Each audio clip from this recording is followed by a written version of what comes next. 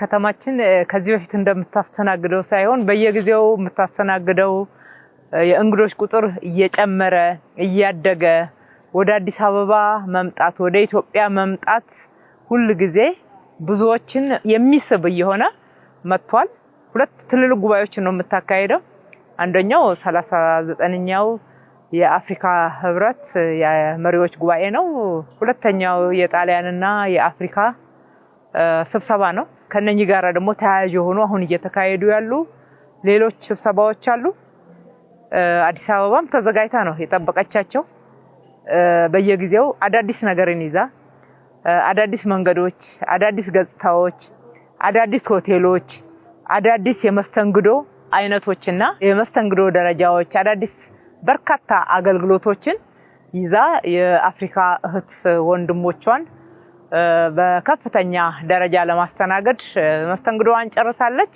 እንግዶቻችንን ቤታችሁ አዲስ አበባ የአፍሪካ ህብረት መሰረት ወደ ሆነችው የሶስተኛዋ የዲፕሎማቲክ ማዕከል የሆነችው አዲስ አበባ እንኳን ደህና መጣችሁ ልንላቸው እንወዳለን። በርካታ ዝግጅቶች ናቸው የተደረጉት። ከሆቴሎች አንፃር ከወሰድን ሆቴሎች በርካታ አዳዲስ ሆቴሎች ወደ አገልግሎት እየገቡ ያለበትና የገቡበት ወቅት ነው። ነባሮቹ ራሳቸውን አድሰዋል። በየሆቴሉ ያሉ አገልጋዮች ስልጠና አግኝተዋል። የሀገራቸው አምባሳደሮች ናቸው። የእያንዳንዱ ሆቴል አገልግሎት ሰጪ አስተናጋጆች ለሀገራቸው አምባሳደር ሆነው ስለ ሀገራቸው የሚያስተዋውቁበት እንግዶቻቸውን የማይረሳ ትውስታ እንዲኖራቸው አድርገው የሚያስተናግዱበት ደረጃ ላይ እንደሚገኙ በተለያየ የክትትል ስራችን አረጋግጠናል። የከተማችንን ነዋሪዎች ሁሉ ካየን በጣም ደስተኛ ፊት ነው የምናየው። እንግዶችን ለማስተናገድ መንግስት ብቻ አይደለም እየተዘጋጀ ያለው። እያንዳንዱ የከተማ ነዋሪው በየቦታው ካየን የእንግዳ መቀበል ስሜት ያዳበረ የደስተኝነት ፊት ነው የምንመለከተው። ይሄ ታላቅ ነገር ነው። ድሮም በከፍተኛ ኢትዮጵያዊ ጨዋነት ሲያስተናግድ የኖረው ህዝብ ነው። አሁን ደግሞ እየጨመረ የመጣ ትርጉሙን በመረዳት እያንዳንዱ ኢትዮጵያዊ ለእንግዶቹ አምባሳደር ሆኖ ኢትዮጵያን ወክሎ የሚያስተናግድበት ኃላፊነት እንዳለበት የመረዳት ደረጃው ከፍ እያለ እንደመጣ የከተማችን ነዋሪዎች ያደረጉት እንቅስቃሴ ያሳያል። ሆቴል ብቻ አይደለም። በየመንገዱ የተደረገውን ዝግጅት ካየነው መንገዶች ታድሰዋል፣ ህንጻዎች ታድሰዋል፣ ፋሳድ አድርገዋል፣ አበባ መስለዋል። ከከተማዋ ጋራ አበባ መስለው እንግዶችን በማስተናገድ በደስተኝነት ስሜት የመቀበል አጠቃላይ ሁኔታው ይሄንን እውነት ይመሰክራል። የግብይት ቦታዎችንም ማየት እንችላለን። ሱቆች ምርታቸውን በማሻሻል ለቱሪስቶች ለኮንፈረንስ ቱሪዝም የሚመጡት ለስብሰባ የሚመጡት እንግዶች ደስ ብሏቸው እንዲገዙ ዋጋቸውንም ጭምር በማስተካከል በዚህ አጋጣሚ ከፍተኛ ትርፍና ጋብስ ሳይሆን ምርቶቻችንን እናስተዋውቅ፣ እንሽጥ፣ ይሄንን ደግሞ በተመጣጣኝ ዋጋ እናቅርብ የሚል ነው። ትራንስፖርትንም ካየን ትራንስፖርት የሚያቀርበው መንግስት ብቻ አይደለም። በርካታ የግል ሴክተሮች 20 ሺህ ለሚደርሱ እንግዶች የትራንስፖርት አገልግሎት ያቀርባሉ። ትልቅ የሥራ ዕድል ነው የተከፈተው። ሲያስተናግዱ እያንዳንዱ አሽከርካሪ ስልጠና ወስዷል። እንግዶቹን ማስተናገድ የሚገባበት የመስተንግዶ የማገልገል ደረጃ ግልጽ ሆነው አውቀው በእውቀት እንዲሆን እንዲሁ መኪና ማሽከርከር ብቻ ሳይሆን በእውቀት እንዲያደርጉት ኢትዮጵያ የአፍሪካ ኩራት መሆኗን የፓን አፍሪካኒዝም መስራች መሆኗንና እስከዛሬም ፓን አፍሪካኒዝም ይዛ እዚህ በማድረስ በኩል የአንበሳውን ድርሻ የምትወስድ ሀገር መሆኗንና የዚች ሀገር ልጆች መሆናቸውን በኩራት እና በትልቅ ተነሳሽነት እንግዶችን የሚያስተናግዱበት የአቅም ግንባታ ተደርጎላቸዋል። በራሳቸውም ደግሞ በጣም ደስተኞች ናቸው፣ ዝግጁ ናቸው።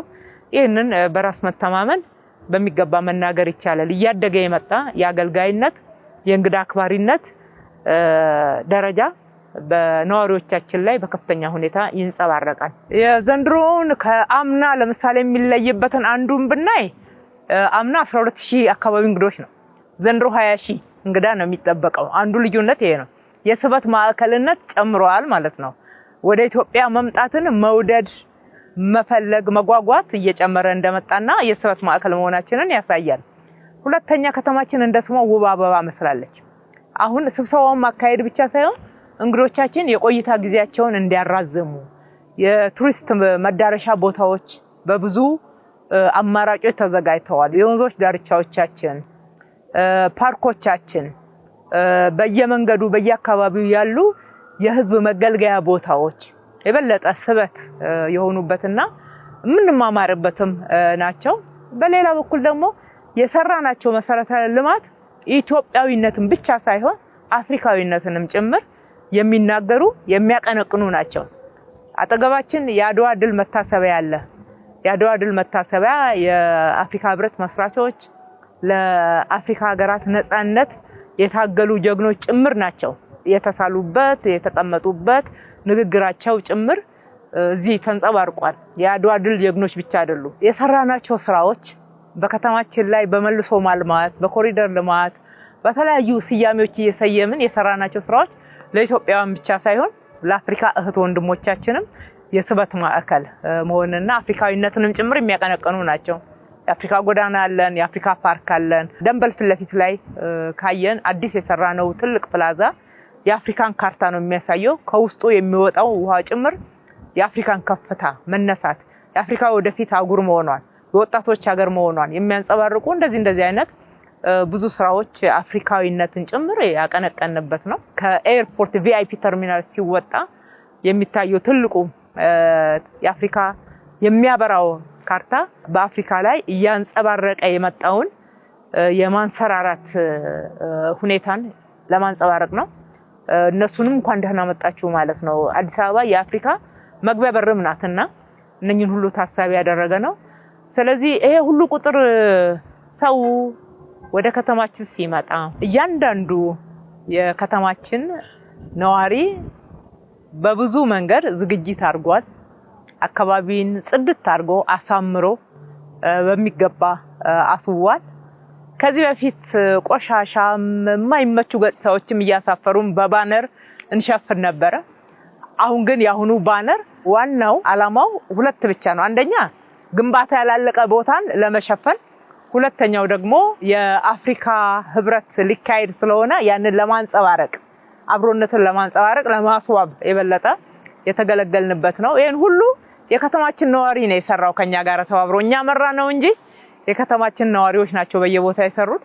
ስለዚህ ልክ እንደሰራችሁ በኢትዮጵያዊ ጨዋነት በደስተኝነት እንግዶቻችሁን ለመቀበል እንደተዘጋጃችሁት ሁሉ ሁላችሁም የአዲስ አበባ ነዋሪዎች እንግዶቻችሁን በሚገባ በማስተናገድ የማይረሳ ትዝታ ሁሌ ወደ ኢትዮጵያ መምጣት ለአፍሪካ ነፃነት ፈርቀዳጅ የአፍሪካ ኩራት የሆነችው ኢትዮጵያ ሁልጊዜ በልባቸው የታተመች ሀገር ሆና ሁሌ ለመምጣት ደግሞ በተጨማሪ ዘንድሮ 20 ሺህ ነው፣ ለሚቀጥለው ደግሞ 40 ሺህ 30 ሺህ ሰው በዚህ ወቅት እንዲመጣ ለማድረግ የእናንተ ሚና ወሳኝ ነው። እንግዶቻችሁን ተንከባከቡ፣ አስተናግዱ።